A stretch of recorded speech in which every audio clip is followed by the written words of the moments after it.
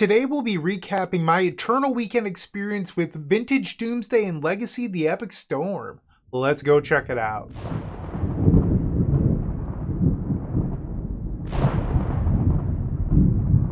This video is proudly sponsored by Card Market. Any good tournament starts with good protection, and I promise this isn't just me shilling, but I would like to thank our sponsor KMC for sending me a care package to protect my decks for Eternal Weekend. I was borrowing power. The Ancestral Recall in this photo is just a proxy, but I borrowed power from Jeremy Gates of Iron Deck, and I didn't want to damage somebody else's power. So, and if you're unfamiliar, that's the Power 9, Black Lotus, Ancestral Recall, all the good stuff. So I was borrowing those things, and if you're going to borrow cards, there's no better way to protect them than KMC Hard Perfect Fits. And then I've been absolutely floored with the quality of Hyper Phoenix Sleeves by KMC. Previously, before my sponsorship, I was a Dragon Shield lover. Dragon Shields, in comparison to the Hyper Phoenix, are garbage. Like, they're so flimsy, and like they're kind of soft, and Hyper Phoenix are just a little more sturdy. They don't like when you side shuffle, they're so smooth. Like, I absolutely love it. So if you're interested, definitely go check out KMC Hyper Phoenix Sleeves. And then my personal favorite product of all time is the Hard Perfect Fits Truly. And if you use the code STORM10 at checkout, you get 10% off. So go to KMC and support them and just really level up all of your deck experiences. So thanks again to them. And now let's actually look at, and I'm sorry, I have a weird setup for today. I usually don't have static images in this, so bear with me when I use OBS to swap images throughout this video.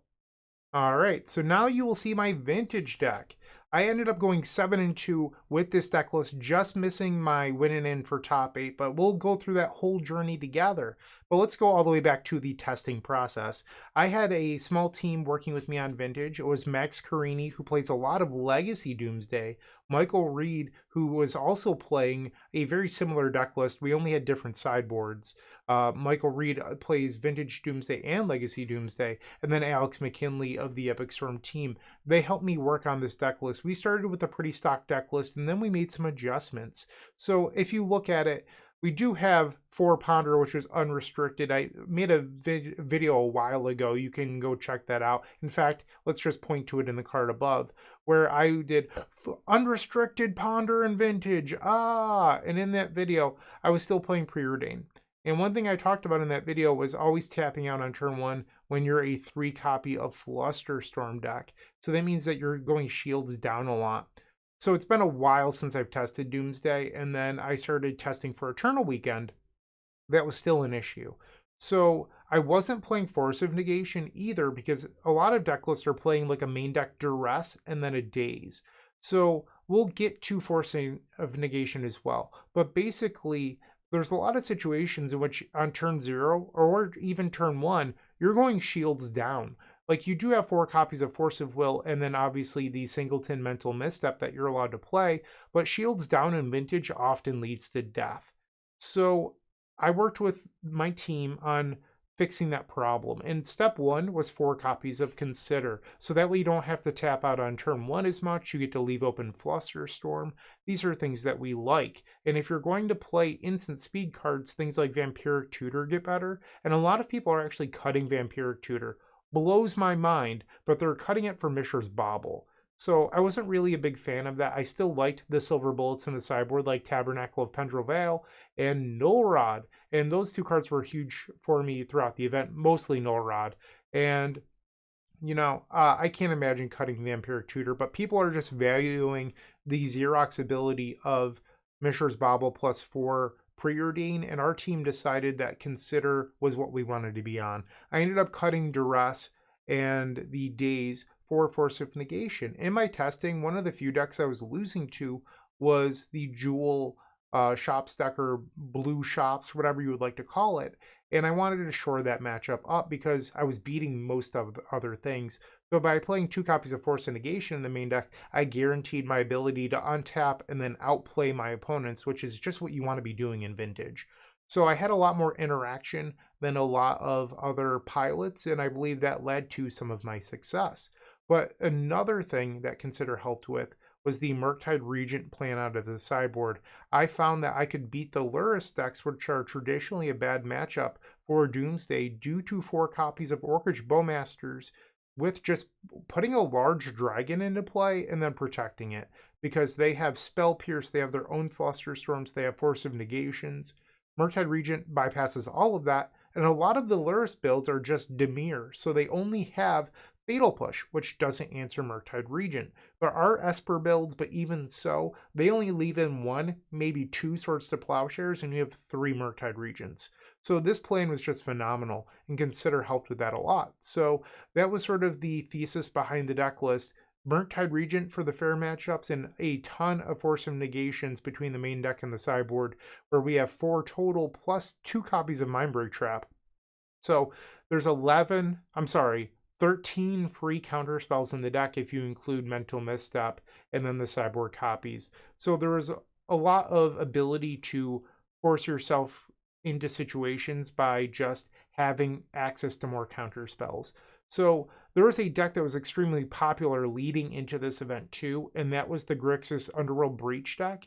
And I would just pivot into a Murktide control deck post-board, which was another thing that this deck list had access to. But that's the deck tech for this, using Moxfield, a site that I love. So you can always find my latest and greatest deck list on Moxfield. Make sure to follow me there. So let's talk about traveling to the event, and I have this image saved here because I added it later. So I was traveling from Syracuse to LaGuardia Airport to Pittsburgh, and I get to the Syracuse airport, and going through the metal detector, I was wearing all sweat clothes, like nothing, no jacket, nothing. And they said that I had a metal object in my groin. I certainly didn't. So they pulled me to a room. They wand me, they pat me down, all the good stuff. No metal to be found.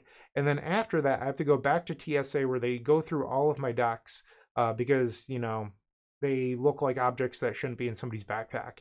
So they go through all my stuff. I finally get approved. I get to the gate and, you know, things are going pretty smoothly. We board the plane and they say that we're not going to take off. We're all going to sit on the plane for an hour to an hour and a half while they communicate with LaGuardia Airport, because the flights out of LaGuardia are not leaving due to so much ice and snow. That was not what I wanted. But after about an hour or so, we take off for LaGuardia Airport. It's a short flight from Syracuse to LGA. It's about 30 minutes. And the whole time I was playing Pokemon Yellow on my phone using an emulator, which was pretty fun. And so I get to LaGuardia, and I message my chat group of friends that I'm staying with for the weekend, one of which is the gentleman in the photo with me, Devin Riley, who you might know as X-Grave on Magic Online, a well-known cephalid breakfast player. Devin was my roommate for the weekend, and Devin says, "Hey, Bryant, I'm still at my gate. You should come to my gate and see what we can do." So I immediately rush there. I go to the desk. The woman says she can get me on that flight, which is actually leaving sooner, because my flight to Pittsburgh was actually an hour and a half later. So running a little bit hot, she says, "Yeah, of course we can get you on this one. There's empty seats," which is perfect for me, except for one thing. They forced me to check my bag at the previous flight, and they said that I could pick it up in my final destination. So now my bag is being transferred to the plane for the next flight in an hour and a half. I asked them, "Hey, could you bump up my flight, or I'm sorry, move my bag up to this flight?" She says, "No, when you scan your ticket, it will automatically alert the baggage people to move the bag." I begged her, "Could you please put in a request now? And also, this is just my bag of clothes. It's not my magic cards." And she's like, "No, sir, you either wait, you go on that flight, or this is the process." And I decide to roll the dice. I say, I'll get on this flight and just pray that my bag gets transferred like it's supposed to. And it's still snowing and super icy out. So we end up getting on the flight. Everything goes smoothly. It's a short flight to Pittsburgh, still playing tons of Pokemon Yellow, hanging out with my good friend Devin. We land. My bag was the first one off the baggage claim, so running pretty hot already for Eternal Weekend.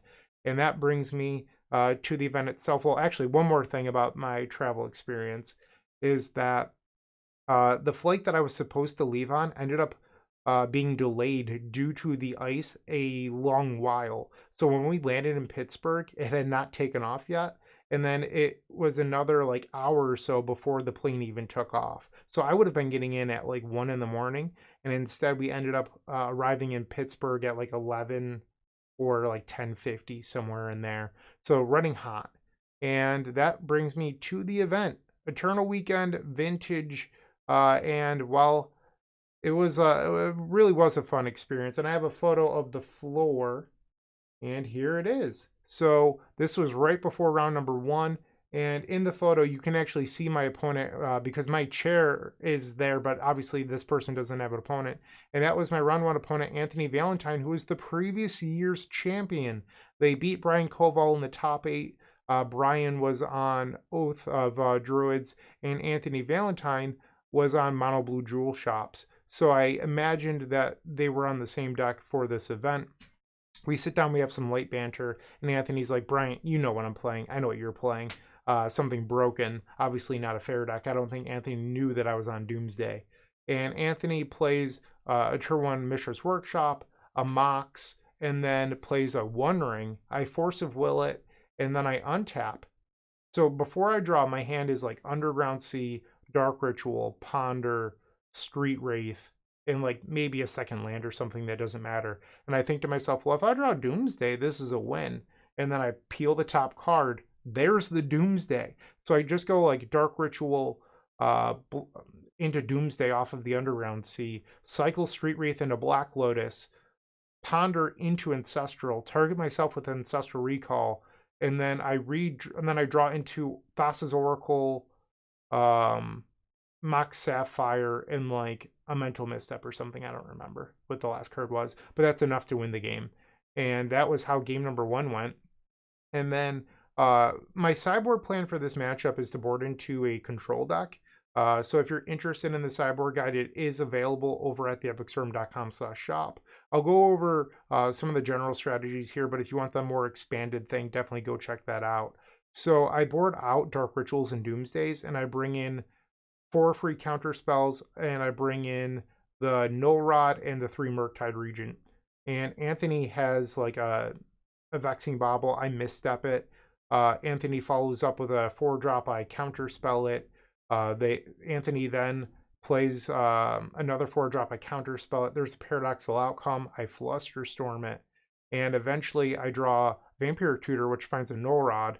And then later on, I end up playing a draw spell into a Murktide Regent, and I just act like a control deck and attack to win the game. Simple as that. The game plan worked perfectly. And you might be thinking, Bryant, why are you boarding out Dark Rituals and Doomsdays? I found that you just want a really high blue count density for your 8 forces, but on top of that, you're not the combo deck in the matchup. You really are the control deck. Just lean into it. Don't try to be the better combo deck, because you're not. So that's what I had the most success with. And then when I was testing, I ended up facing the person that was the trophy leader in the vintage queues a bunch, and they were always on Mono Blue Shops. And when I started doing the control plan, I didn't lose again. And in fact, in my testing process for both vintage and legacy, I was 4-0ing leagues and then dropping for the 5th round, so that way my deck lists weren't published. And I just kept on queuing into this person that was trophy grinding and just beating them as the control deck. So I should really thank them for just doing the reps with me, even though it was unintentional on their part, but they gave me enough practice to the point where I was extremely comfortable with the matchup. Round number 2, I faced Matthew, who was on just bug mid-range, and I actually thought that they were on Dimir Lurrus, because, well, one, they didn't reveal Lurrus for what it's worth, but in my head, I really only saw blue and black cards. So game 1, I go like land Black Lotus Doomsday. My opponent says resolves, and then I build a past the turn pile because I think I wanted to leave up protection. They just play like Underground Sea Go, and then I try to win the game and they just don't respond, and that's it. So it was a pretty uneventful game 1. Game 2, they had like a turn 2 Psychic Frog, and I had turn 2 like Dark Ritual Doomsday, cycle into Gush, and then win. So I did board in a Murktide or 2, I think, if memory serves me correctly. I also boarded in the Fatal Pushes, but it just didn't matter. I just doomsdayed, and sometimes that happens. So there's actually a photo of this that I'll show right now, where this was Matthew here. Here's Brian Koval down in the corner at the table in front of me, and then here I am with an extremely not flattering photo. I'm just like, you know, ever since June, I've been like using MyFitnessPal. This is not a sponsored thing. To track my calories and what I'm eating every day. I've lost 22 pounds. I saw this photo and I was just like, I need to lose more weight. It's not enough. I look terrible here. But, you know, it takes time. My goal is to lose another 10, 12, 15 pounds, somewhere in there. But I've been doing well so far. And honestly, it's the easiest way I've ever lost weight. So enough preaching about that. But, you know, this photo, not so great. That said, I love that people are taking photos of me playing Magic and all that good stuff. All right, so then round 3, we get paired into Ryan Summers, who's on Esper Lurrus, and it was another just, you know, classic Doomsday game 1. I had like an early Dark Ritual of Doomsday, there was like an Ancestral somewhere in there. I think it was before the Doomsday, but I was pretty quick up on cards, and that felt good to me. So we go to game 2, and I do the Murktide board plan. So when you're bringing in the Murktide Regents, you bring in the 3 and the 2 Fatal Push versus the Lurrus decks. You board out the Force of Negations, a couple of the other Delve spells, and I'm not going to give you the whole sideboard guide. If you want it, you can pay for it. But, you know, that's just the general plan. And so we go into game 2. Ryan never sees the Murktide Regents because Ryan just opens up on like Wasteland plus double Orcish Bowmasters and a Psychic Frog and stuff like that. And I pretty quickly get buried. I try to fight out of it, but I just don't. And with the Orcish Bowmasters coming down so fast, I had a situation where like I could have gone Ancestral Recall on turn 1 unprotected, but I had a Flusterstorm in my hand, so I wanted to wait until turn 2, but then there was an Orcish Bowmasters, and then I draw a Gush, and there's another Orcish Bowmasters, and I could never really get out of it. So towards the end, I'm forced to Ancestral Recall and Gush, just trying to find the win, but I deal myself too much damage. And I was actually close to winning, but I needed like 1 or 2 more life, and Ryan ends up getting game number 2. Game 3 was pretty sick in my opinion. I opened up on it was like Fetchland, Consider, Ancestral, Flusterstorm, Black Lotus, Treasure Cruise, or something like that. And no, actually, that hand was game 1. Now that I remember, because I boarded out the Treasure Cruise. So I opened up on a hand where, sorry, I'm mixing it up because I actually had a turn 1 Treasure Cruise that game. We'll talk about that now, I guess. But I opened up on Black Lotus, Fetchland, Consider, Ancestral, a Flusterstorm, and like another card. And I had turn 1 Ancestral. Oh, my last card was Force of Will because they Force of Willed, and I was able to just like play Ancestral Treasure Cruise turn 1, which felt insane.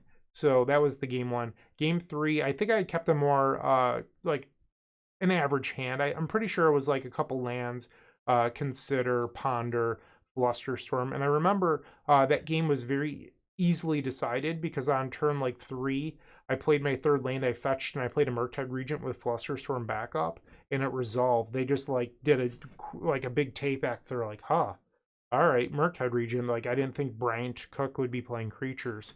And then the next turn, I played another cantrip. I attack, I leave open interaction. The turn on their end step, I played another Consider, which found another Murktide Regent. And then I played the Murktide Regent. And if you're unfamiliar with this, it's really sweet.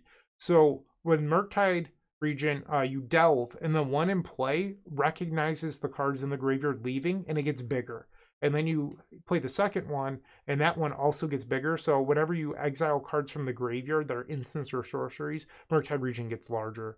And that works with both Doomsday and delving other spells. So my Murktide Regent becomes a 10/10. I Fatal Push their Frog, and I swing for lethal. And Ryan was just like, oh, that was such a beating. And I couldn't help but think like Merc, which is what I kept on doing to my testing team while we were practicing. So that was just awesome.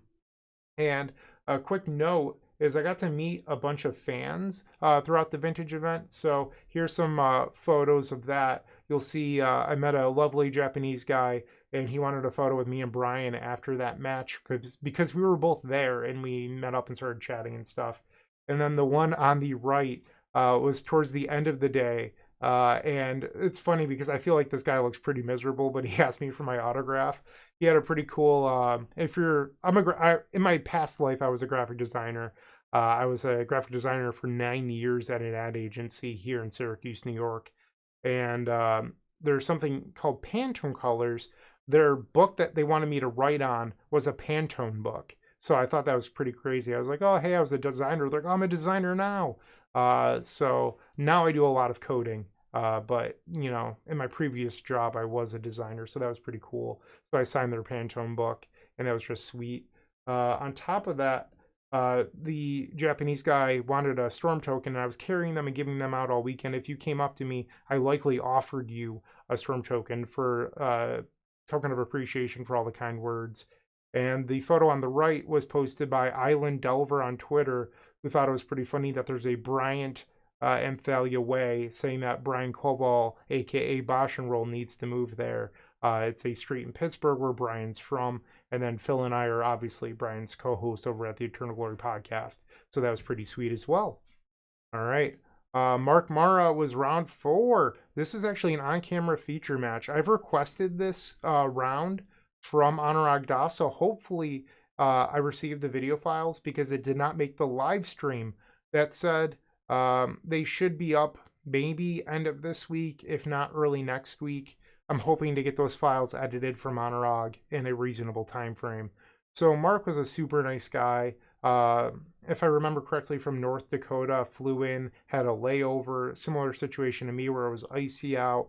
And Mark was on Esper Lurrus. So we sit down, Mark mulligans, goes Gataxian Probe, looks at my hand.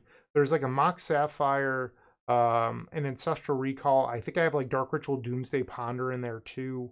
I have a Force of Negation, but I don't remember what the 7th card is. Like, once again, you can always watch that on camera.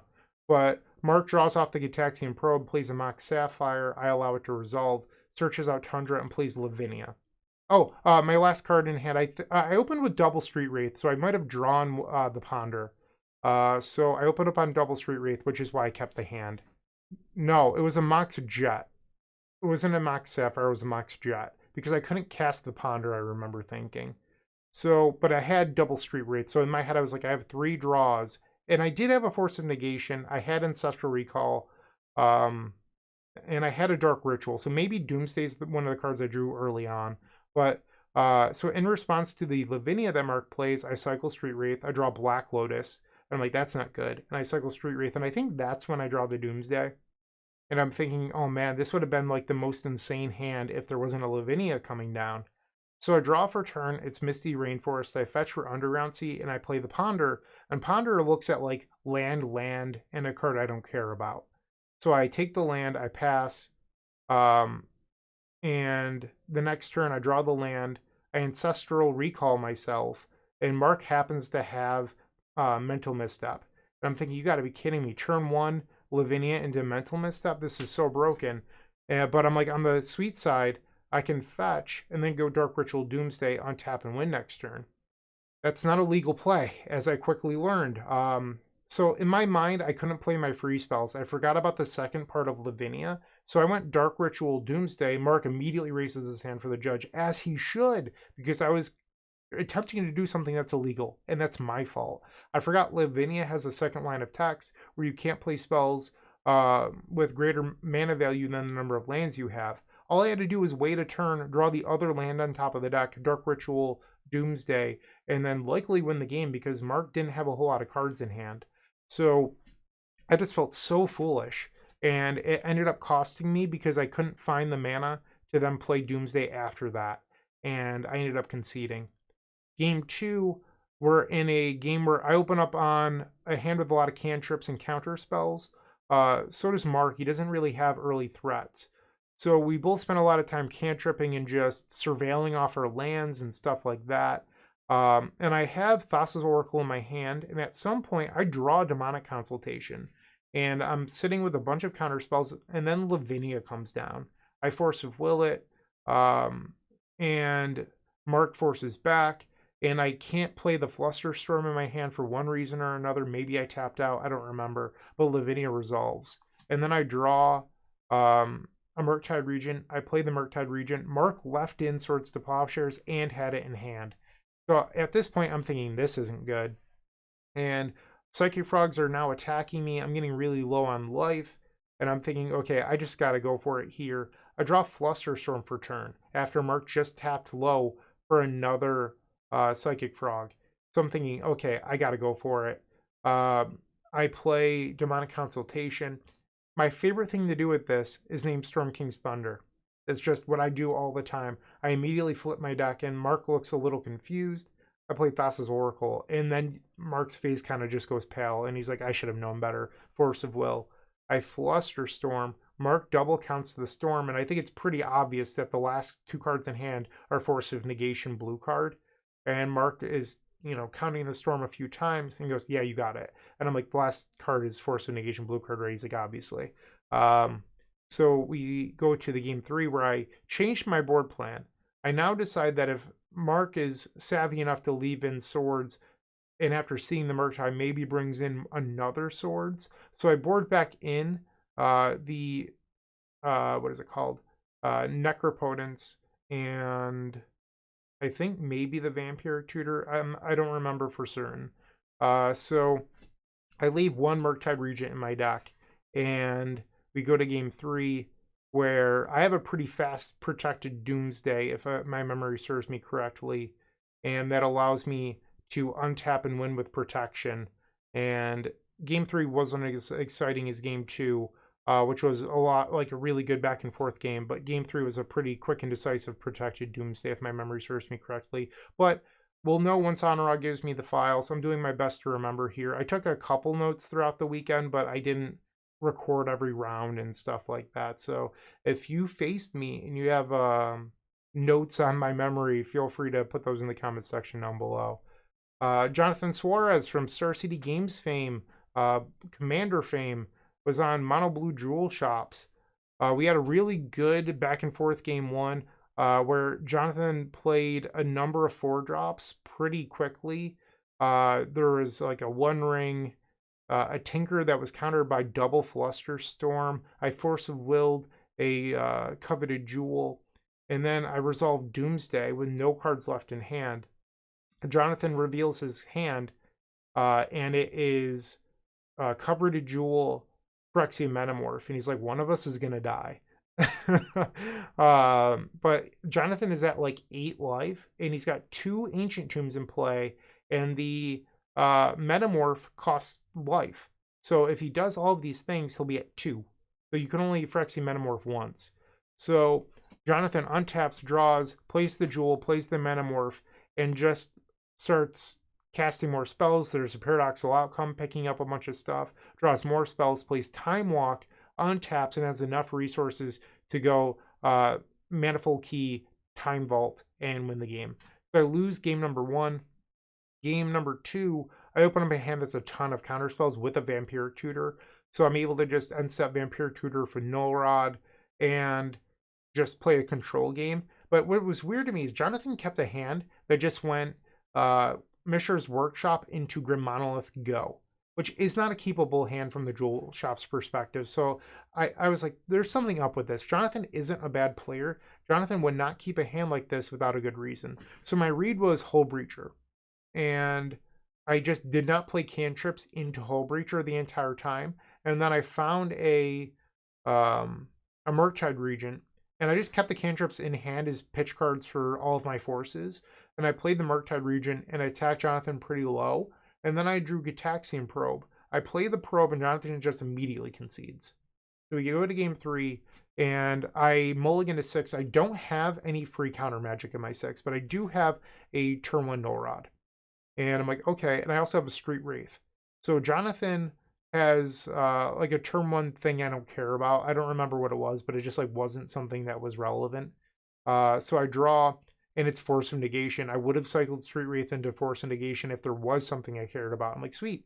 And then I cycle the Street Wraith now because I'm trying to see if I can play the Null Rod from my hand again. Oh no, Yeah, no rod was in my hand. Game 2 was Vampiric Tutor. Game 3, I had it in my 6 to see if I could hit a Mox. I don't, but I do draw Mindbreak Trap. I'm like, okay, so now I have Force of Negation, Mindbreak Trap, and a land in my hand. So on turn 2, I don't think I fought with Jonathan over anything, and then I resolved Null Rod on turn 2. And I'm like, okay, we're in a good spot now. I have all these counter spells. I have Mindbreak Trap. The thing I'm afraid of is Argentum Masticore, because a lot of the mono blue Jewel Shop sticks have them. And we can click on this here to see if Jonathan has them. He does. He told me he did not board them in for game 3 because there was only one Null Rod. And here you'll see Jonathan had 2 Hull Breachers as well. So, yeah, so I had the read that maybe Jonathan kept another Hull Breacher hand, and the game goes a number of turns. I'm just sitting there with a ton of counter magic and lands, and I'm surveilling using Undercity Sewers and stuff like that. And I eventually Demonic Tutor for Murktide Regent. I play the Murktide Regent and just close out the game with attacking. Hull Breacher never mattered. And a quick note on the Undercity Sewers. So round 1, I saw a good friend of mine, Justin Franks, playing Doomsday. You might know Justin is by their online handle, the Power 9. Incredibly beautiful decks, always playing combo, and in my opinion, one of the best vintage players out there. So I was watching Justin play, and I saw Watery Grave.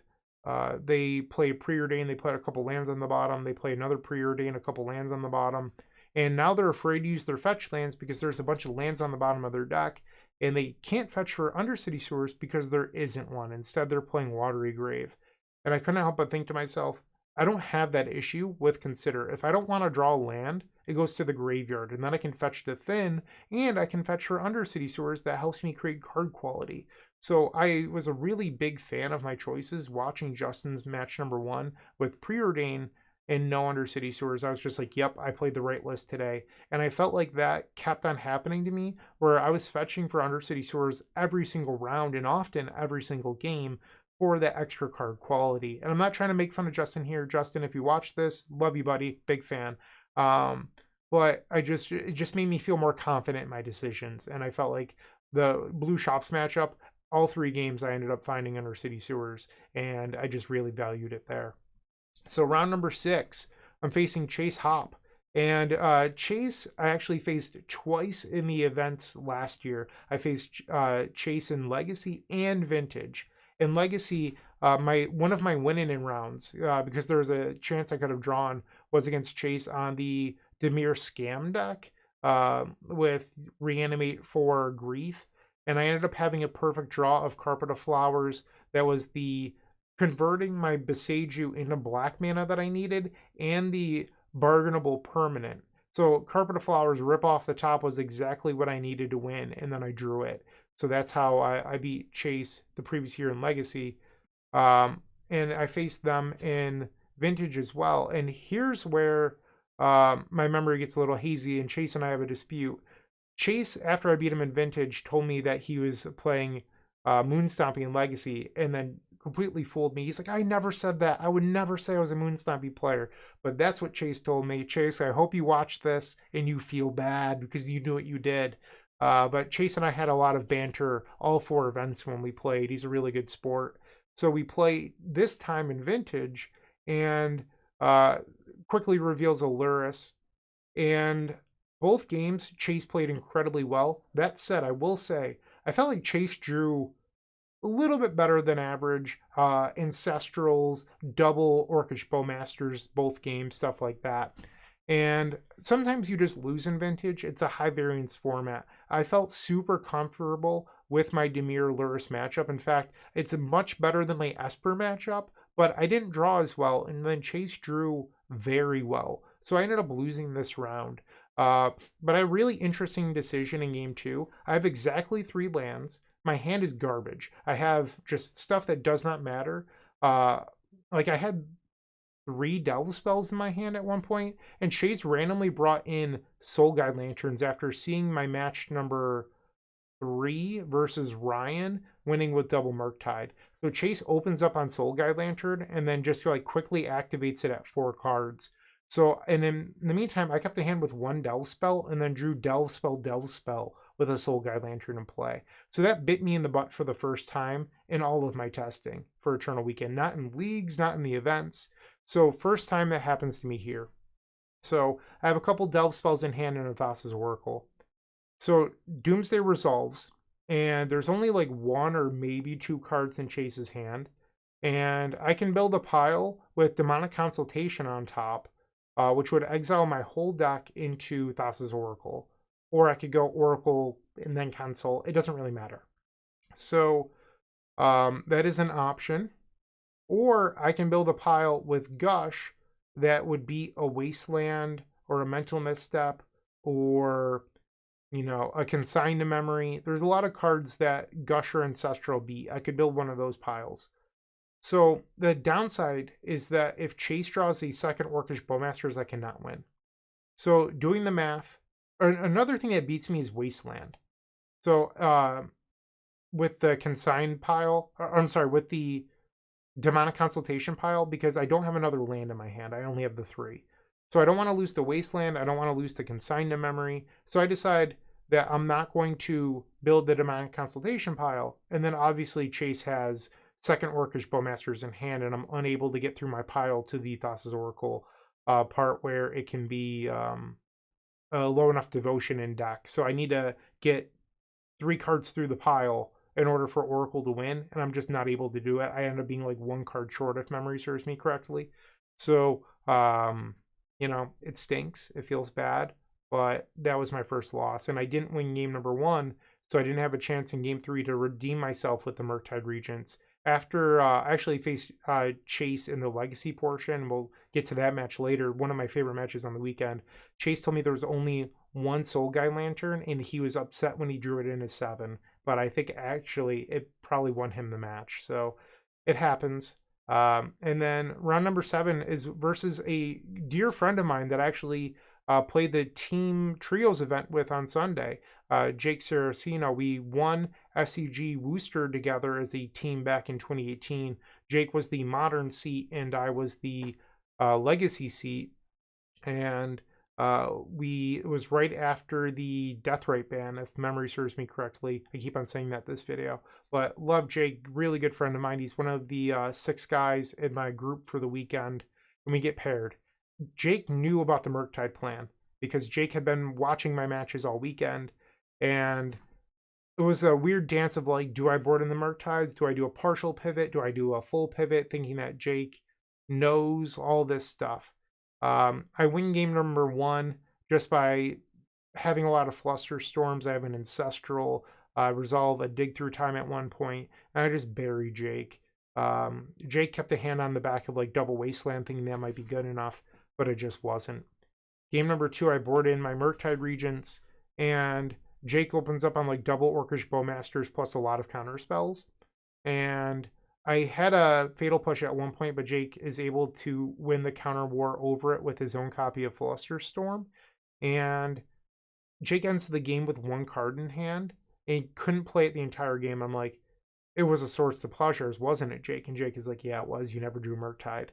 And I decided at this point, I'm going to do the partial pivot that I did against Mark, where I bring back in Necropotence, and I think it's a Vampiric Tutor, but I just don't remember right now. Once again, go check out the Cyborg Guide if you want it. So I do a partial pivot where I think I leave in 2 copies of Murktide. So maybe, yeah, I did. Game 3, I think I boarded up a Murktide because I think I died game 2 with Necro in hand. So game 2, I only did a 1 Murktide Regent plan, and then game 3, I brought in a second. In game 3 is similar to my match against Mark. Oh, geez, I can't talk. Where I have Oracle Demonic Consultation, and I'm trying to protect it. And I get into a counterspell war with Jake over Murktide Regent, where Jake plays a Force of Will, I Force of Will, and then it turns out that Jake was holding Swords to Plowshares at the end.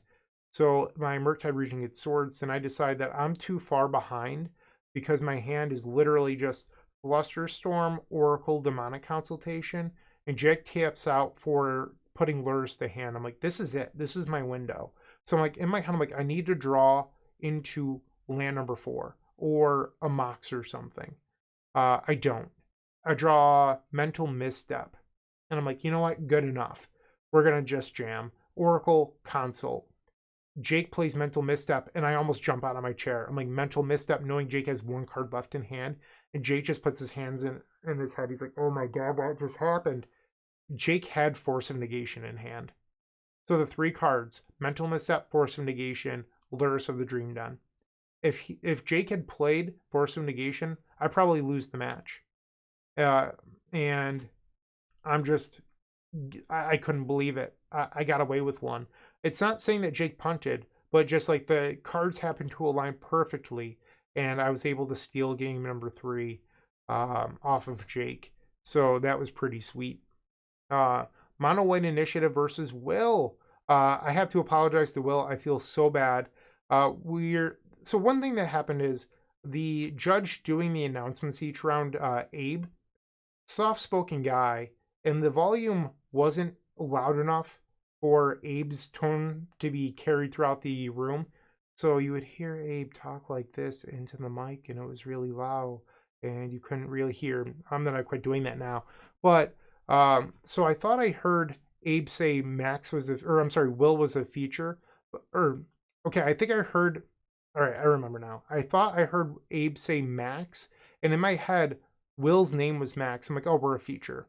So I tell Will that we have to get up and go over there. I get there, and they're like, Bryant, you're not a feature this round. We have to go all the way back to our table 2 or wherever we were.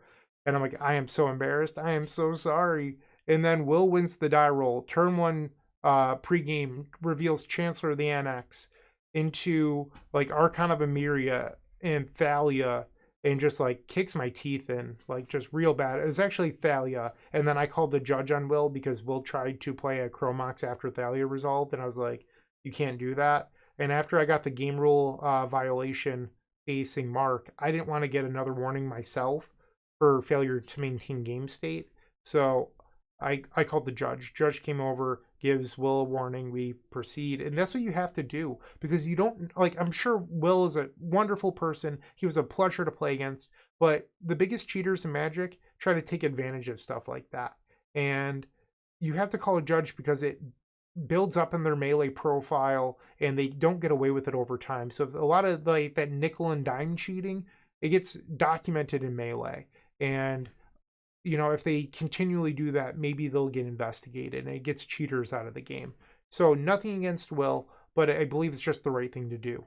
And so after the Thalia and Archon of Emeria comes down, and it's a good game. I have a Doomsday, but then a Anointed Peacekeeper comes down, and that seals the deal. I'm like, oh, I was actually so close to beating Thalia, Archon of Emeria, but then the Anointed Peacekeeper came down, and I lose game number 1. Game number 2, I mulligan into Nullrod, a land, like it's like counter spells. It's like Force of Will, a blue card, maybe another land, a Ponder or something like that. But in a Street Wraith. So that might have been 7, I don't remember, but it's like that sort of mixture. And I start so I mulligan. Will keep 7. I'm thinking like, I am so screwed here. And I cycle the Street Wraith into Mox Jet. And once again, I almost jump out of my chair. There's no no Chancellor of the Annex reveal.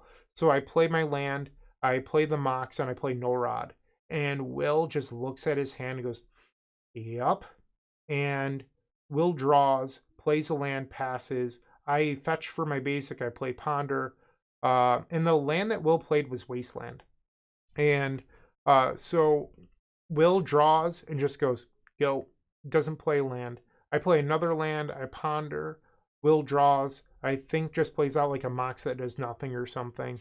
Passes. And I slowly start building towards Doomsday.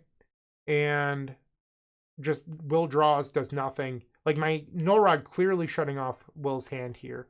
And then I hit another land off a cantrip or something, and I play Doomsday. Will waste me then. And I end up winning with Thassa's Oracle, but Will looks at my exile pile and sees all 3 Murktide regions. And he's like, interesting. So now I'm a little nervous about game 3 being on the Murktide plan. Will mulligans to 5.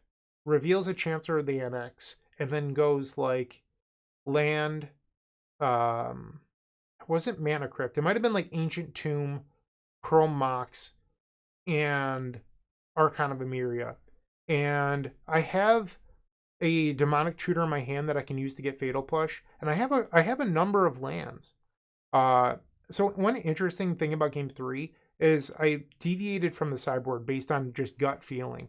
I boarded out 4 Street Wraith for 4 Force of Negation. Just being on the draw, I wanted to be able to like Force of Negation, a Mana Rock or something.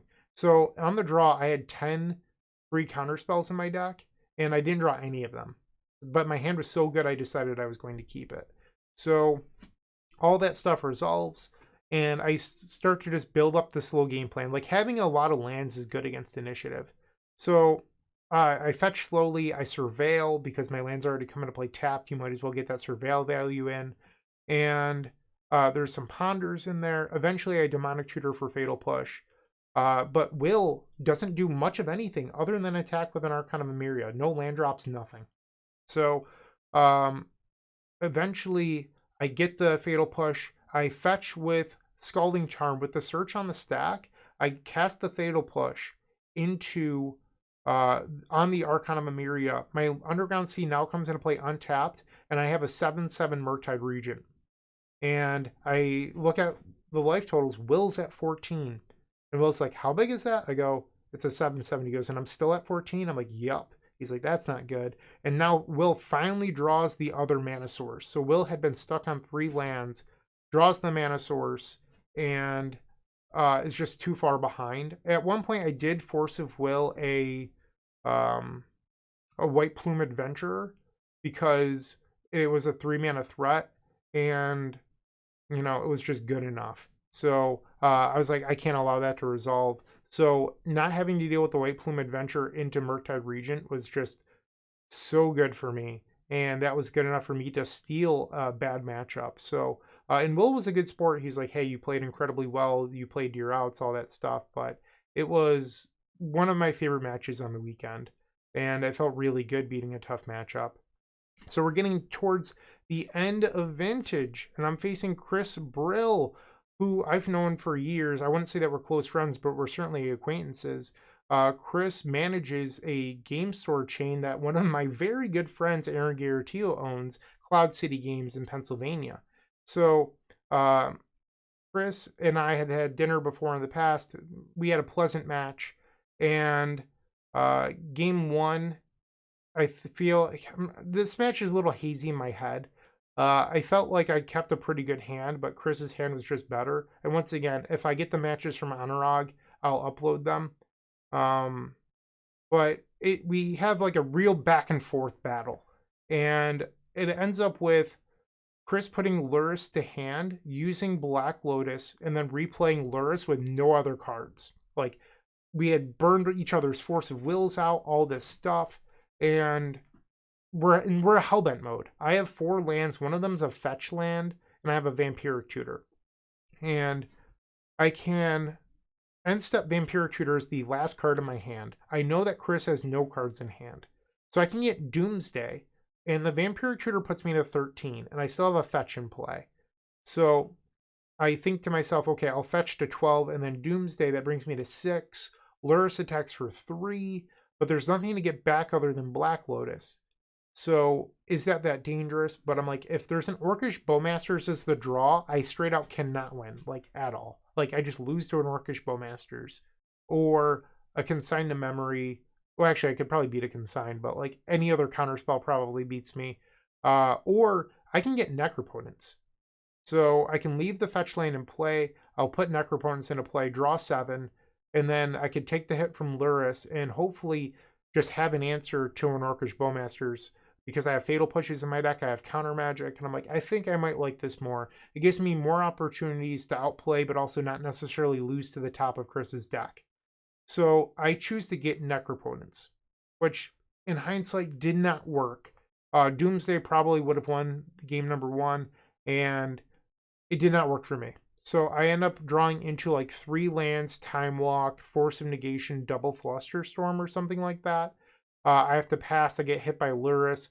I untap. I can't draw a card for the turn due to Necropotence. I play Time Walk, and I pay more life to Necro, and I think it's like Land Dark Ritual are the only cards I'm allowed to pay life for, and I end up losing game number 1.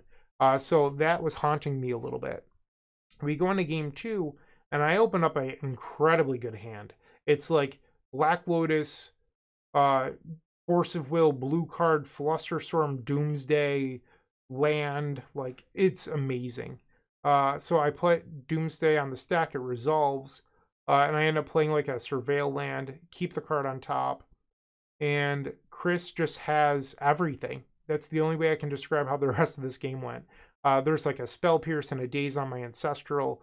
I Force of Will. Chris Force of Wills at some point, I think, if my memory serves me right. And I eventually play Black Lotus, which resolves with... I have Flusterstorm in my hand into Thassa's Oracle. Okay?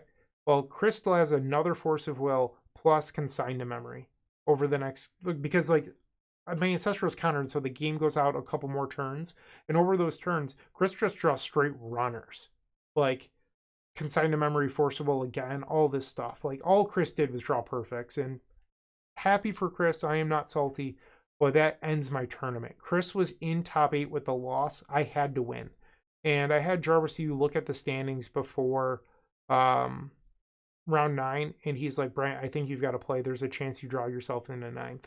So I played, I lost. Aaron, my friend, was like, you should have asked Chris to concede, but that's not who I am. I'm not going to ask someone to concede that just beat me. I'm not about that. So I lose, and I end up getting 10th place. And we had dinner plans that night to go to a restaurant called 11. I am filling out my tax information for Card Titan. And I'm chatting with Justin Gennari about the decision, and Justin's like, I don't know, I think I would have gone for Doomsday, but your decision is certainly reasonable. And throughout the event, I had met a number of fans. As you saw, I posted those photos earlier, and so many people came up to say nice things to me. Like, I had a guy come up and say that he and his son watch me together because they like that I'm family friendly, I don't swear on my channel, stuff like that. And how much they appreciate that. So that was one that stuck out to me. One person told me they got into Magic because of my YouTube channel. That was certainly heartwarming. And this guy comes up to me. He goes, hey, I'm Jonathan Sparks. And at this point, I'm still thinking about Necropotence. And I'm just like, cool, nice to meet you. And Jonathan stares at me blankly. And I'm still thinking about Necropotence. And I'm like, well, Jonathan Sparks sounds a little familiar. He goes, dude, I sponsor your podcast. And I start just being like, oh my God, I am so sorry. But my brain was fried. I had just played 9 rounds of Doomsday and then potentially punted my final round. So I just felt so awful and like just really bad that, well, 1, I potentially threw, but 2, that I just did not recognize a sponsor for my podcast. So Jonathan, once again, I mentioned it on the podcast too, but I am so sorry. Please forgive me. But all in all, a good event. 10th place is not bad.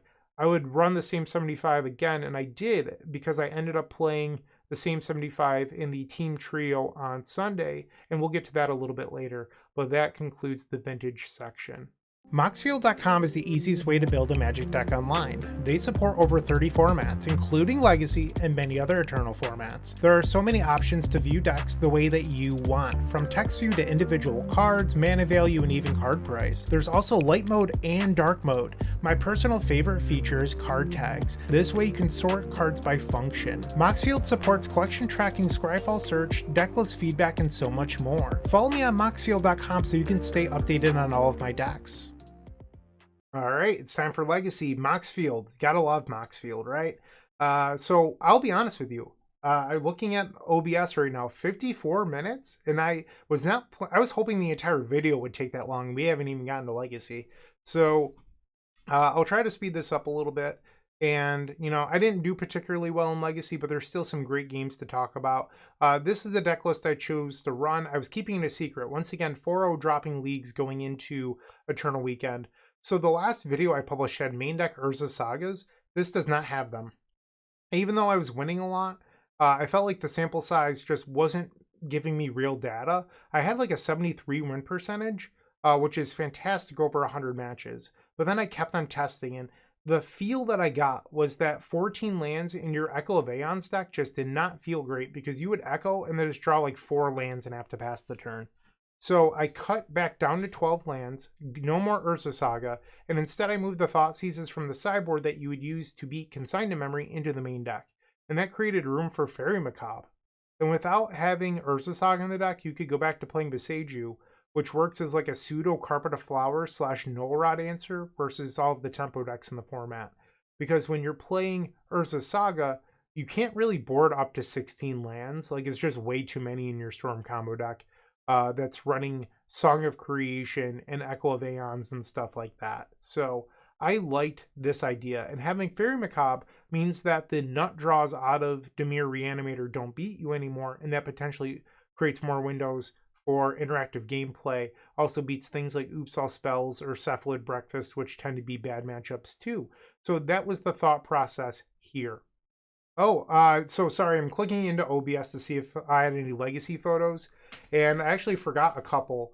So these photos were taken, and I'm sorry, I tried to memorize them before I went live, but I posted the photo credits on Twitter and Blue Sky, so you could go see who took the photos there. I'm sorry that I've forgotten already, but this was a decent photo of me. I thought that was pretty cool. There was also, oh, that's the bad one. This one too, this was the top 8 versus Chris Brill. Also, another lovely photo of me just like chin down looking at my hand. Not very flattering, but you know, it is what it be. Chris is a cool guy. I thought this was a good photo overall and just really sweet. So I do have a legacy photo here. This was right after round 1. Pretty cool view of the room. I thought that was sweet. Here's a live action shot of me playing one of my rounds. I don't know what round this is, but you can see Jake, my friend that I mentioned that I faced in Vintage, standing behind me watching me. And I have an Epic Storm token in hand as well, comboing off, which is pretty cool. All right. So round number 1, I'm facing Kevin Thomas on Dimir Tempo. And Kevin does that thing, and I've talked about this on the Eternal Glory podcast, and I have some cards here, so maybe I'll try to recreate it here. They don't have backs, but so people do this thing where their cards are arched like this, and you can see that the middle is closer to you, but then the cards that they're holding in their hands are bent a little bit. And the inner sleeves have a reflective surface, which can show on the outer sleeves if you're playing perfect fits and you hold your cards incorrectly. So Kevin shows me a blue mana symbol, and I'm like, oh. So in the reflection of Kevin's sleeves, because he's holding his cards like that, and I'm just like, oh, so now I know my opponent's playing blue. So I keep a hand that's like a turn 1 Thoughtseize into like Lotus Petal, Lion's Eye Diamond, Echo of Eons. And so I'm able to keep a hand that, I mean, I probably would have kept anyway, but it just gives me a little bit of information. And you know, like that stuff is just good to have, I guess. But I tell Kevin, I'm like, you shouldn't do that. You're just bleeding information to your opponents, and Kevin is pretty appreciative of that. And I end up winning game number 1, not with the Echo, but with all the resources I had because I echoed. And I think it's like a turn 3 Guy's Will, if I remember correctly. I actually tried taking a little bit more notes for Legacy. So we'll look in here. Where's Kevin? Turn 2 Guy's Will after the Echo of Eons. So like the Echo got the job done. Game 2 I lost against Kevin, but it was a good game. Like I have a Veil so my opening hand is like land, Lotus Petal, Lion's Eye Diamond, Veil of Summer, Echo. So I have Veil of Summer, which just resolves. So I go like Lotus Petal, Veil of Summer, resolves, and I go like Lion's Eye Diamond, Echo of Eon, spin. And I have black, blue floating. And I draw into like Burning Wish, Chrome Mox, Gamble, a couple lands, and like nothing else that's really good. So I could choose here. Oh, the Tendrils is in my hand too. So I could play Gamble and go get Beseech the Mirror, but Beseech the Mirror cannot create lethal. Like I'm just short of lethal because I have the Tendrils in my hand. So Guy's Will doesn't do it because I don't have enough resources in the graveyard. So I could get Song of Creation, play an extra land, and pass. That's an option. Or I can imprint the gamble and then go Burning Wish, Galvanic Relay for 8. And I'm like, that's the line. So I Galvanic Relay for 8, and then I pass the turn to Kevin, who thinks for honestly like 2 minutes, and then goes, all right, land Null Rod. And I'm like, in my inner monologue in my head, I'm like, are you kidding me? It took that long to play Null Rod? And because like in my Exile Zone, I had a ton of artifacts. I had like double Lion's Eye Diamond, a Lotus Petal, like good stuff. And I'm like, okay, so on my turn, I play a land, I brainstorm, I play a Veil of Summer to see if I can beat out a counter spell. Like none of that works. Because I still have 2 Besagus in my deck too. I boarded out a Mox Opal and a Chromox for 2 Besaju, and I'm like trying to dig for those. So I passed the turn. Kevin played a turn 1 Nethergoyf, and then attacks me with Nethergoyf. And then goes Thoughtseize You, takes 2 cards, and then I had played a Brainstorm. My hand was a couple, I think it was 1 Brainstorm, but I played another, so like there's 2 in the graveyard or something. Surgical's a Brainstorm out of my hand. I'm like, you gotta be kidding me.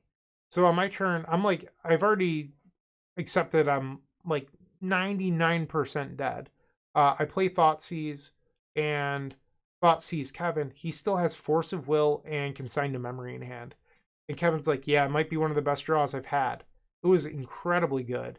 Meanwhile, my draw 7 was not that great, so it didn't end up working out for me, and I lose game number 2. Game 3 was a turn 1 win, which was sweet. I keep a hand where I go Lion's Eye Diamond, Mox Opal, Brainstorm. And in my hand, I have like Beseech the Mirror, Besaju, like another Opal.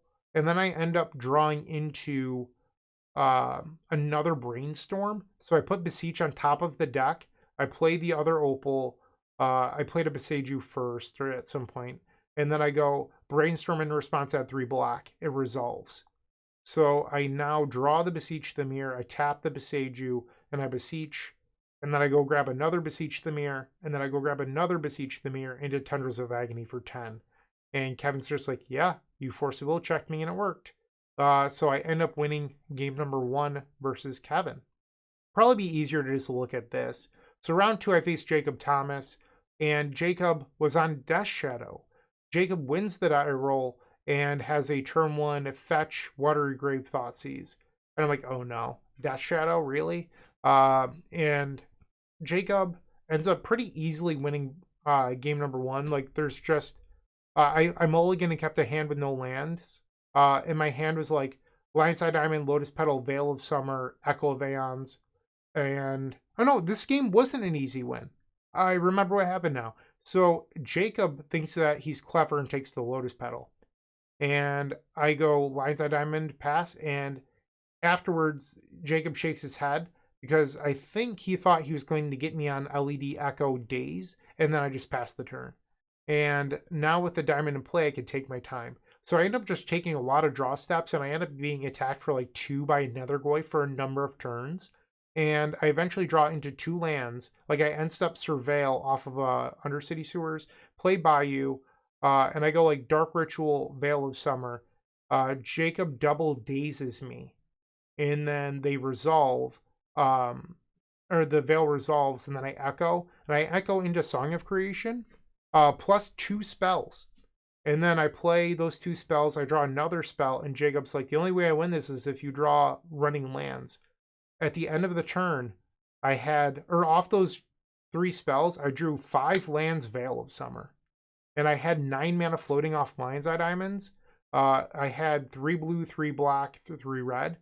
And I had a fetch at one point, but one of the spells I wanted to play was Thoughtseize. So I fetched and got the last black source in the deck. And because if I drew it, it was a little weird because I already had a bunch of lands in my hand.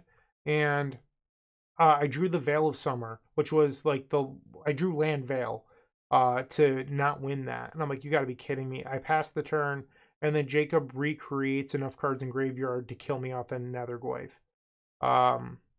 And it was just devastating. That Song of Creation just drew 5 lands, Thoughtseize, plus, and then that drew, the Thoughtseize drew into land Veil. So like it was like 6 lands out of the top 8 cards. Like it was really devastating. And I was like, okay, I just missed my opportunity to win this. And then game 2 was a pretty good game as well. But it was tough because Jacob just had so much interaction. Spell Pierce, Daze, Consign to Memory, Thoughtseize, Force of Will, Force of Negations, a lot of stuff like that. And I managed, after all that, to squeak through an Echo of Eons. And with the Echo of Eons, my hand can go Burning Wish into Tendrils, but there's not enough Storm. So I have to then go gamble for Tendrils. My hand now is Tendrils. So I gamble, and then I play a little game with Jacob. I'm like, you pick the card, I discard. And I reveal the Tendrils, and Jacob lets out a huge sigh of relief. He's like, I can't believe I almost threw this by letting the Burning Wish resolve. And then I play Tendrils on the stack, but it's exactly lethal. And Jacob's last card in hand is Force of Will, and ends up forcing the last copy of Tendrils to go to 1, and then Death Shadow kills me. And while we're deboarding, Jacob is like, I just have so much for combo. I didn't know what to take out. I didn't even bring in Grafdigger's Cage or Harbinger of the Seas. And I'm like, oh man, like you're so overboarded or pre-boarded for combo, you couldn't bring in Grafdigger's Cage or Harbinger of the Seas versus the 4-color Storm deck that's running 3 main deck Echo of Eons and Gaia's Will. Already brought in 2 Norods. Wasn't sure if he should bring in Hydroblast. Like there was a lot going on there, and I'm like, oh man, like just pairing into Death Shadow was not good for me, especially someone that was this prepared to beat combo. So I end up losing there. My games against Raphael were not super interesting, to be honest. I just had like a Veil Protected. Like I went like turn 1 Cantrip, or turn 1 Thoughtseize, turn 2 Setup, turn 3 Song of Creation plus Veil of Summer. And that was a pretty easy win. Got to get back on that bike. You got to ride the song, all that good stuff. And then game number 2, I have a Veil of Summer protected Beseech the Mirror into Gaia's Will line. And I don't have to worry about Consign to Memory because Raphael tapped out on turn 2 for Phyrexian Dreadnought plus Stifle. So I know that the only thing I can possibly lose to here is Dedicated Graveyard Hate, and Raphael didn't have it. So we win match number 3. I then face Reanimator in round 4. They win the die roll. I believe, they won the die roll. They have Trowin Underground Sea go, and they're talking about how they watch all my YouTube channel and all this stuff, but I'm like, I didn't have the vibe that they were a Storm player. And then they go and set fetch. I'm like, Entomb Atraxa, and he's like, yep. And then I attempt to go off, but they end up having the disruption, and I lose game number 1. Game number 2, I have a protected Echo of Eons on turn 1 that results in a Tendrils of Agony, like just like land, Mox Opal, Lotus Petal, Lion's Eye Diamond, Veil, Echo, kill you. And they were like, oh, that's sweet. Like, that's really awesome that happened. Game 3, I'm on the draw, and I have another hand that's really good. It's like Land, Dark Ritual, Thoughtseize, Lion's Eye Diamond, Echo of Eons, all this good stuff. And I'm playing Fairy Macabres. So the plan for the Fairy Macabres is that you shave a little bit. Like you board out a couple of the Moxie and you board out a Gamble. And I have another Echo start. And I'm like, okay. So I fight over like 2 Veil of Summers. And I lose the fight. But my Echo of Eons resolves on turn 3-ish. And off the Echo, I draw into Fairy Macabre, like Thoughtseize, Veil of Summer, the Tendrils of Agony, which isn't great, and a little bit of mana here or there. So I played the Thoughtseize, and they Force of Will it immediately, but I don't have the green mana to Veil of Summer. So it ends up resolving. And then they Miracle Metamorphosis Fanatic. And I'm like, okay, that's obnoxious because now my Fairy Macabre doesn't work. And I'm like, well, the fairies were supposed to buy me time. I draw Song of Creation, but if I play it, I lose the days. I'm like, I'd rather wait until I can protect it with this Veil of Summer. They then Miracle another Metamorphosis Fanatic. And I'm like, maybe I just got a jam. And then I draw Gamble. And I'm like, okay, I'll gamble for a protection spell or the mana I need or something like that. And then I discard the Song of Creation, which can happen. I'm well aware. And trying to remember. Did I actually get a protection spell? I feel like I might have gotten another action spell. I don't remember what I gambled for, but I remember I discarded the Song of Creation. And then it must have been a protection spell, because I end up dying thinking if I draw another payoff, I'm going to just go for it. And I end up dying with double Fairy Macabre in my hand without being able to attempt a combo. And at the end, they reveal their hand, and it was 3 lands plus Entomb. They were just holding lands trying to bluff. So the double Fanatic off the top beat my Fairy Macabres. I get paired in Roland Chang. Roland's telling me that he started 0-2, but he's just happy to be in the 2-2 bracket. Roland and I are longtime friends. We both love Japanese foils. We talk all the time. Really great guy. And I lose game number 1 where I keep a 1-lander that's a fetch land for a Surveil, because if I draw land number 2, I have a protected Beseech the Mirror line. However, Roland opens up a hand with multiple days plus a Wasteland and a slew of other stuff. Turn 1 Dragon's Rage Channeler. And I'm never really in it. But there is a point where I finally do draw a couple lands. I go for Dark Ritual, Veil of Summer on the Force of Will that Roland tries to use on Dark Ritual. And I'm like, okay, I have to draw exactly Lion's Eye Diamond off this Veil for the Echo in my hand. I don't, and I lose game number 1. All right, I talked about getting on that bike. Song of Creation wins game number 2. It was a slower game where I really just used Thoughtseize and Veil of Summers to push through the Song of Creation, that I got off Beseech the Mirror. And I couldn't win with Geiswell. I just didn't have the resources in the graveyard because I drew so much protection. And Roland, after this game, changes the board strat. And at this point, like, Roland just immediately grabs 3 cards. I'm like, they're either Pyroblasts or Brazen Borrowers. So we go into game 3, and I end up winning with a classic Guy's Will line. I Thoughtseize Roland, and I set up a protected Veil of Summer when giving Roland 1 draw to draw something that could possibly remove cards from the graveyard. And Roland tries to posture as much as he can, but halfway through the combo turn, I just recognize that Roland has nothing. There's Thoughtseizes in the graveyard once the Guy's Will resolves. I play a Thoughtseize, Roland drew a land, and just Guy's Will Tendrils wins. So at this point, I've clawed my way back up to 3-2, and I face Chase Hoppe again, Dimir Reanimator. So the year before, I mentioned that Chase was playing the Rescaminator deck. I thought that Chase was playing Dimir Tempo for the first couple turns of this. And I end up having a pretty interesting hand. So I knew that Chase was not playing, or would be playing Dimir of some sort. So I kept a hand that was like double Veil of Summer, a bunch of mana, including lands, and Tendrils of Agony. I'm like, I wish this Tendrils of Agony was a payoff, but like, maybe it will be relevant if the game goes long. So we end up just going like, land go, land go, land go. And no one does anything. Chase's lands are Wasteland, Basic Island, Underground Sea, and I just have 3 fetch lands. And I'm like, at some point, I'm going to have to play out these artifacts to avoid Thoughtseize, because I don't want to lose my Lion's Eye Diamonds. I'm like, but I have this Tendrils of Agony in my hand, but Chase has not fetched or really done anything. And I'm like, okay, I'll play out the artifacts. I can't afford these to be discarded. So I do that and accept that I'm not going to win with the Tendrils of Agony, and then I'm going to have to draw a payoff at some part.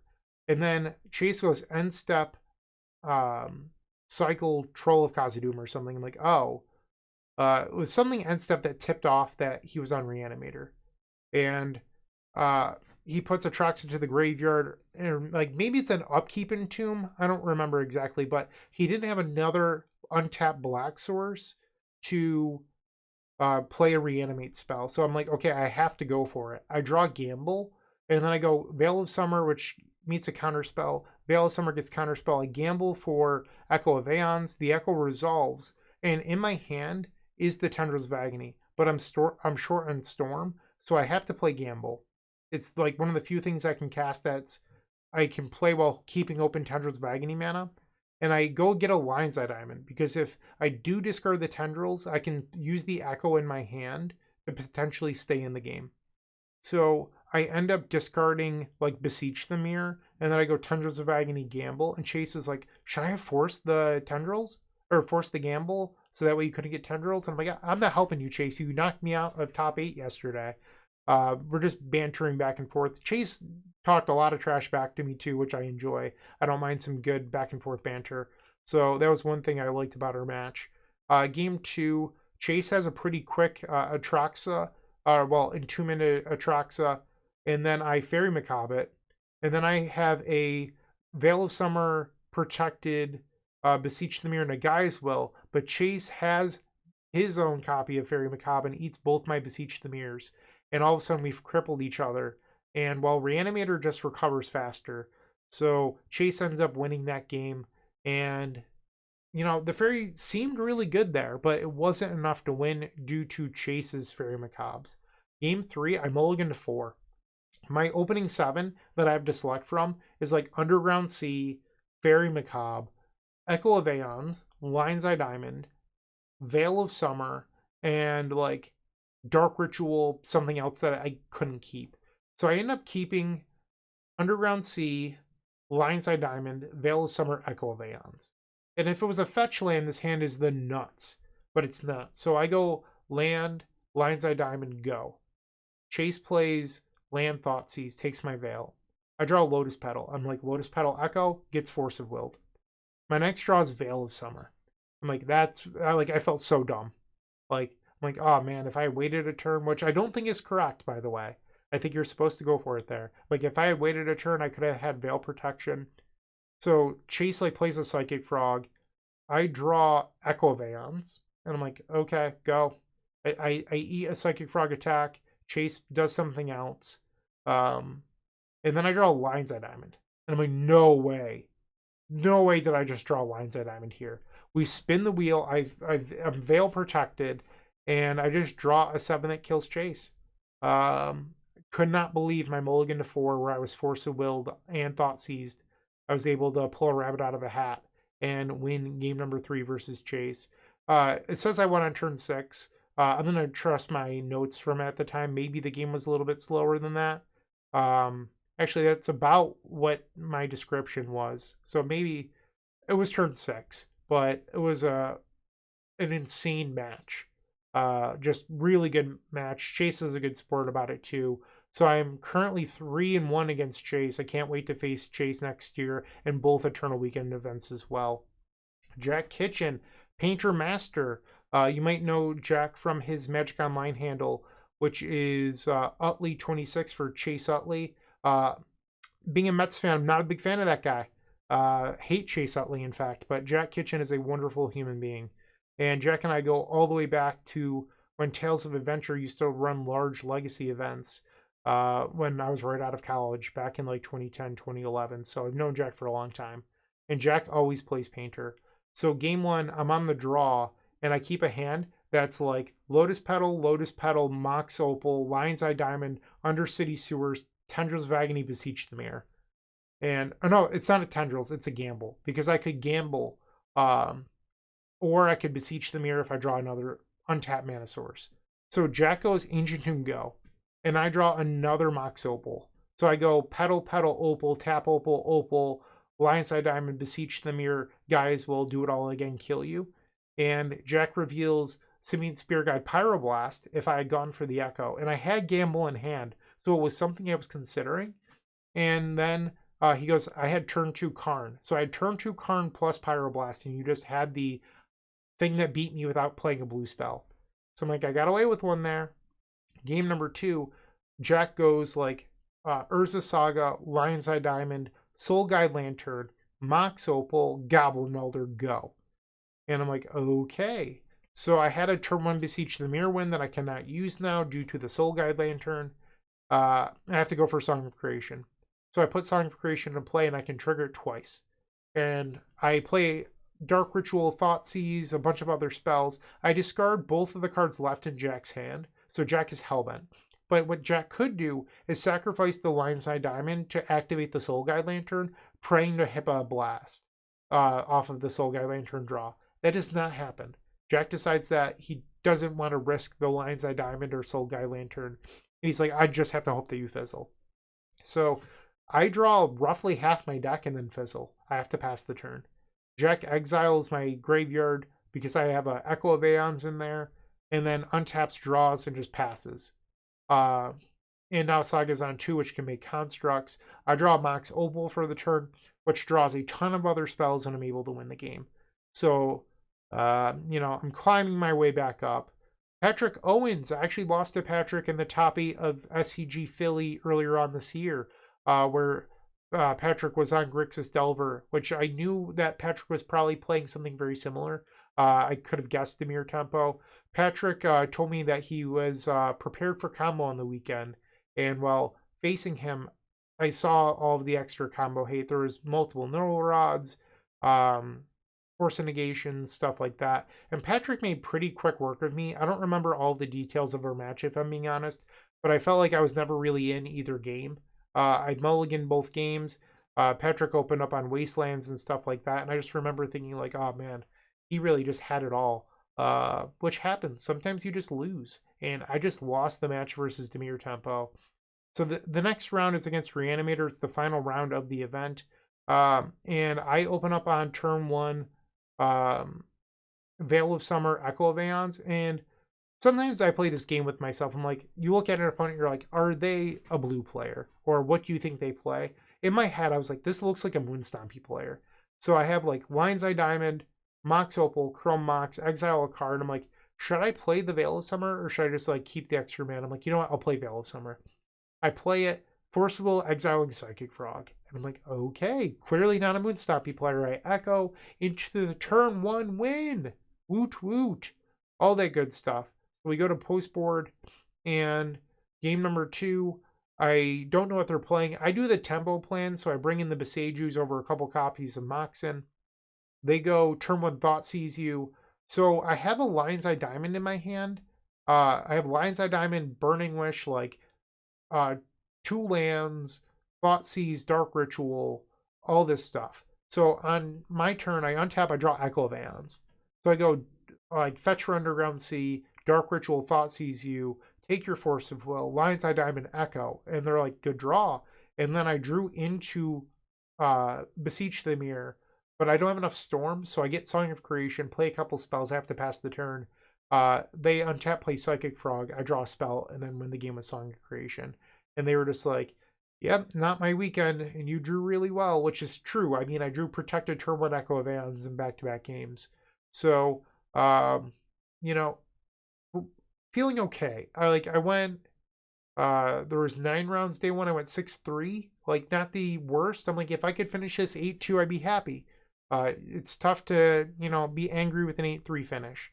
So we go into day 2, and I get paired against somebody who honestly did not look like a blue player. When we sat down, I'm like, I don't know what they're playing, but I think it's Moonstompy. And they go turn 1 basic Forest Elvish Reclaimer. I'm like, well, at least I wasn't wrong about the non-blue thing. And I have a turn 2 win where all I can do on my turn 1 is surveil on their end step off of a fetch land. And they go Bayou Collector Oof. And they're like, the joys of knowing that you're facing Bryant Cook. And I'm like, yep. And in my deck list that we can see on Moxfield, I chose to not play any sorcery speed answers to Collector Roof because I feel like that stuff never actually comes up in practice. Like you could play Grape Shot or some sort of answer in your sideboard, but you have to have Burning Wish and you have to have 2 lands when it happens. They're like, having a hypothetical out is nice, but having a realistic out is just better. And I don't have that because I felt like every card in your sideboard is worth 7% of your sideboard total. Like 15 times 7 is 100. Do you use a card 7% of the time to make it worthwhile? Whenever I play answers to, Vexing Bauble or Chalice of the Void or Collector Roof, I don't use them 7% of the time, where I use everything else pretty consistently. So I accepted the fact that I had lost to the Collector Roof. Game 2, I mulligan and I keep a hand that goes like artifact, brainstorm, fetch land, gamble for echo, no hand, pass.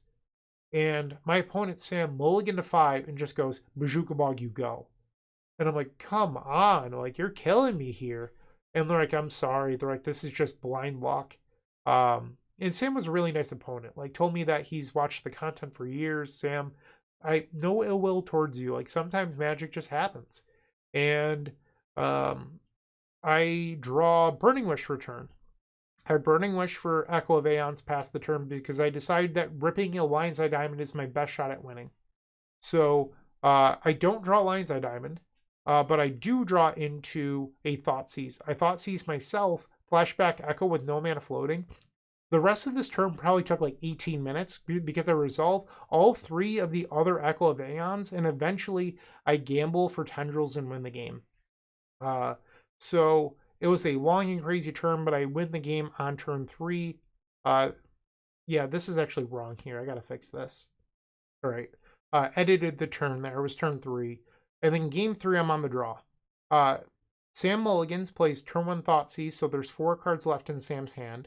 And my hand has Burning Wish, Dark Ritual, Thoughtseize, and then mana. Like, I think it's like a Lion's Eye Diamond and Dark Ritual and some other stuff, lands. So Sam takes my Burning Wish.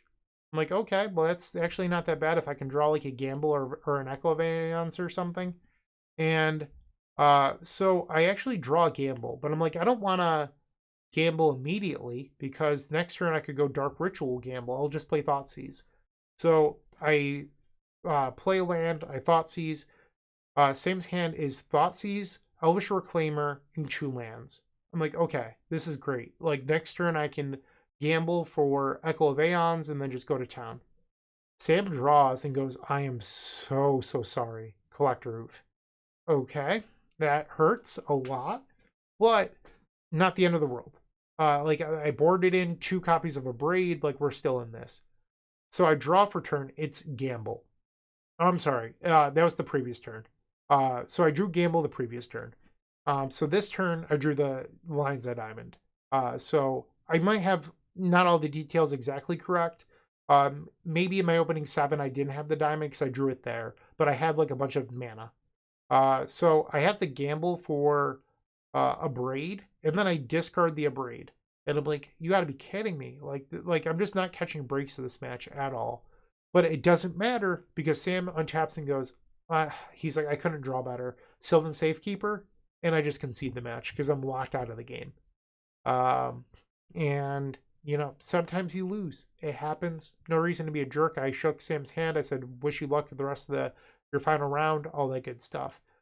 Sam was a really nice opponent. Even when drawing well, they were very gracious. You know, all that good stuff. And then the last round, I faced Curtis, who is DNS Solver on Magic Online. Curtis was on Eldrazi, and I'll be honest with you, these games were not that competitive. Curtis won the die roll, double Chalice of the Void on turn 1, game 1, into Thawed Not Seer. And then game 2, I kept a 6-card hand with Brainstorm that had a Braid Thoughtseize in it, plus some artifacts to play out on turn 1. I Brainstorm locked myself, drew through the Brainstorm, abraded a Chalice of the Void, Brainstormed again, locked myself, and then had to fetch Surveil and missed. And in the meantime, I just died to Glaring Fleshraker plus Thought Not Seers in pretty quick fashion. So sometimes you lose. I went from possibly being 8-3 in this event to 6-5. My matches in day 2 were just non-competitive. And that happens. So I fell off towards the end. I think that in hindsight, I would not have played Fairy Macabres. I faced Reanimator 3 times, and I think just being a better combo deck was the way to go. I think the Fairy Macabre idea was good, but ultimately a little bit flawed. So I would not run the Fairy Macabres in the sideboard if you're looking to play the Epic Format Eternal Weekend Europe. I don't really have next steps yet. I mean, so today is Tuesday as I record this. I didn't get home until 11 p.m. Sunday night, and then I accidentally slept on the plane on the way back. I tried to stay awake, but then I was up until 2 a.m. Monday morning. Had to wake up at 7 with my kid, and then I had to go to work. After that, I had to record the podcast. Woke up this morning, worked, and now I'm here. I have not had a moment to think to myself for pretty much all day. And like next steps with the Epic Storm, I think Thoughtseize probably goes back to the sideboard, and I want to try Galvanic Relay back in the deck. I fell out of love with Urza Saga in my testing. Like, just it's too many lands in your Echo of Aeons deck. Even though Vexing Bauble off of Saga was good and works well with Veil of Summer, like the Echo consistency was not there, but something that works well with Echo is Galvanic Relay, because post Echo you have tons of Storm and Relay buries the blue decks. When you look at my losses in this event, Dimir Tempo, uh, Reanimator, Death Shadow, those were what I lost to. And I think having Galvanic Relay would have fixed up some of this. Obviously, you're not going to beat double Collector Roof draw out of the Artisan Elves or Cradle Control deck. Probably never beating those Eldrazi draws either. But, you know, you can't beat everything, but I don't think, like, my deck building could have beat the blue decks. Like, if I had Relay, we could have won some of these blue matchups. And that was the difference between my result at last year's Eternal Weekend and this year's. I really felt the lack of Galvanic Relay. And part of the reason I cut Relay was that it wasn't good with Urza Saga. And then I ended up cutting Saga. So maybe I should have had the foresight to go back to Galvanic Relay sooner. Thoughtseize in the main was very good. I will admit that. But the lack of Relay was noticeable, so I have some work to do. Is it as easy as -3 Thoughtseize plus 3 Relay? I don't know. Maybe you still want a Thoughtseize or 2 in the main deck. I'm not sure. That's something that needs to be solved. And I don't know if have it in me before the BNR update, because in 2 weeks there's going to be a banning. At least Psychic Frog. I think they should probably hit Vexing Bauble and maybe a couple other cards too. So Legacy's in a weird spot. If I was personally playing an Eternal Week in Europe, I don't think I'd play Storm combo at all. I'd probably look to play something else. But if you're dead set on playing Storm combo, I just gave you my thoughts. So there we are. And that was the Legacy event. Looking to make playing your favorite combo deck much easier? Look no further than the Epic Storm Mini Token Combo Pack, which is available at theepicstorm.com/shop for $14.99. This combo token pack comes with 84 double-sided tokens. That includes our classic Storm and mana tokens, as well as fan favorites such as Goblins, Squirrels, and Slime Time Live. But that's not all. We've expanded this token pack to cover a variety of formats with new tokens. Stop on by theepicstorm.com/shop and make an easy decision to elevate your combo game. All right, we're at the tail end of this, an hour and a half long, longer than I expected. So yeah, this is me and my friends. So there's Jake on the left. Jake is the opponent that I faced in Vintage, and just a great friend of mine, won the SCG booster with him back in 2018. And Devin Riley, my roommate on the weekend, but also just a very good friend of mine. Over on the right, and we ended up winning the team trio. So in that event, I faced Doomsday round 1, Dredge round 2, Grixis Breach round 3. I 2-0'd all of them, just pretty easy fashion. This is going long. I'm not going to give you an in-depth round by round for this, but I was running hot, and just lots of turn 1 Doomsdays plus counter magic, all that stuff. And round 4, I faced Lurrus. I beat that 2-0 as well, so I hadn't dropped the game yet. Going into match 5, I lost game 1, and then won game 2 with Murktide. And then facing Lurrus again, Esper Lurrus. And then round 3, I was about to lose game number 3 because I misbuilt my Doomsday pile when my teammate Jake won, and I didn't get to finish the match. So I would have lost, but it's because I misordered my Doomsday pile. So I draw Ancestral resolves. I draw Oracle, Lotus, Force of Will. That's not what I wanted to draw. The Force of Will should have been the Mox Sapphire. That was the bottom card of the deck, because that would allow me to go Sapphire, Black Lotus, Oracle with double Fluster backup. But instead, I wasn't able to do that, and I lost. I would have lost to the Consigned Memory that my opponent did have. So I misbuilt my pile, and it would have cost me if my team didn't seal it sooner. So we end up winning the event. We go over to the prize wall. So I'm going to complain a little bit here. Card Titan said that they would only allow 96 people into the event, or whatever the number was. Because that was the number that you hit a clean top of the pyramid for 150 team. And then they let more people in and more teams in, and there ended up being 144 something players. So there actually ended up being 250 teams. and the other team raced over before us. And so we get there, the large cards are still there. There's Survival of the Fittest, Emrakul the Aeon's Torn, Cavern of Souls, and Chalice of the Void. So I'm like, hey, I want Emrakul, my teammates want this. They're like, no, those aren't the cards. Oh, okay. They're like, these are the cards, or you can have 30,000 prize wall tickets. So we're like, okay, let's see the cards. And it's like TARDIS from Doctor Who, a 6-mana Simic legend, and then some 5-mana Gruul creature where the front of the card has dirt all over it. And I'm like, we don't want those. And my teammates are like, yeah, we don't want that. Like, we wanted the cards that you were displaying for the entire weekend that you said were the prizes. So we're like, I guess we'll take 30,000 prize wall tickets. The large cards ended up being 20,000 prize wall tickets. So we get the Emrakul, which you see on the camera in front of you.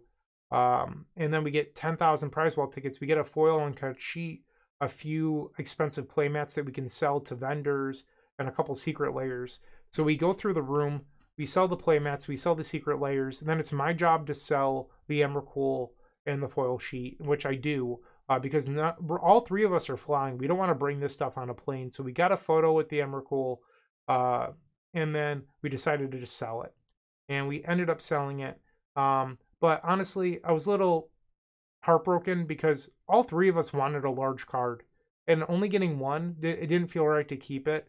So we decided as a team to just sell it and split the cost instead. But I felt like Card Titan did a bait and switch on us. Like they displayed all these large cards all weekend, and then to pull 3 completely unplayable cards from behind a curtain and be like, these are your prizes. But also, like, they weren't even the same size. Like, all 3 of the cards, they were just, like, different sizes. One was dirty. Like, what is going on here? They did a bait and switch on us, and it just felt so, so bad. That said, Card Titan ran a really good event throughout the weekend. Vintage ran well. Legacy ran super well. I mean, I love Eternal Weekend, but this was a miss on their part, and I hope that they rectify it in the future. They should say what the prizes are, show people what they're signing up for, because the event was not cheap. It was $50 to play this event. And, you know, it just rubbed me the wrong way. So, Card Titan, if you hear this, like, you got to do better next year. It just was not acceptable. So, that is what I have to say for the event. Let me know what you think of everything in the comment section down below. But that's what I've got for now. I'm starting to lose my voice. I've been talking for an hour and 40 minutes straight. So, thanks for watching. I really do appreciate it. I hope you have a wonderful day. And as always, keep storming. Hey, you. Yeah, you. Make sure to leave a like, comment, subscribe. I would greatly appreciate it. And if you're interested, you can visit theepicstorm.com/donation decks to see your combo deck here on this very YouTube channel. You can even join me in a video in the Epic tier. It's totally worth it, I promise. And see ya. Thanks for watching.